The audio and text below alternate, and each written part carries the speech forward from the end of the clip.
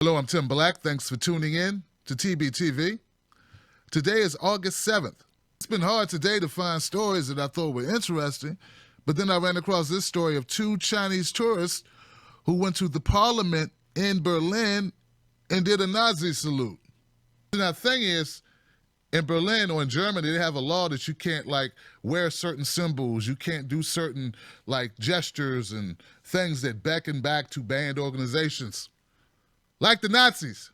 That's one of the organizations you cannot be in public mimicking or wearing a flag or a uniform and bringing back that. So they want to get away from the Nazi thing. And then we got these two Chinese tourists doing the Nazi thing as a joke in public. This is not good. So they were arrested. Not the Nazis. Apparently they're all gone. They arrested the Chinese tourists.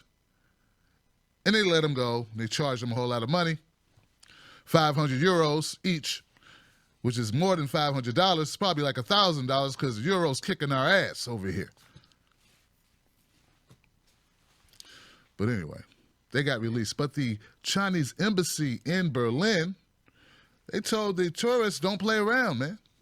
Tourists should not only travel safely, but also legally by respecting local laws, culture, and customs, and by avoiding words or deeds, which would be detrimental to the image of Chinese tourists and their own nation. So, yeah, they want these guys to, clean it up. Clean it up. People are looking at you. You represent us when you're out there, and you're going to make it hard for us to travel. So this is, it's not a big story, but it's just like, I get it. I didn't know they had that law. That's cool. So Chelsea Handler, who's a big-time comedian, talk show host, who's killing it, she said this. She said she sent out a tweet Sunday night, and she said two Chinese guys were arrested in Berlin for making Nazi salutes. Wouldn't it be nice to have laws here for people who think racism is funny? Yeah, that's what racism is funny, and it just didn't sit well with me. It just didn't sit well with me, like bad tuna salad. Just didn't sit well with me. It's like I don't know how to explain it exactly. It's like if you could wish for a law, to protect people, I'd wish for us to enforce laws we already have. We don't need new laws that say you can't do a gesture. We don't have a gesture like the salute, the Nazi salute.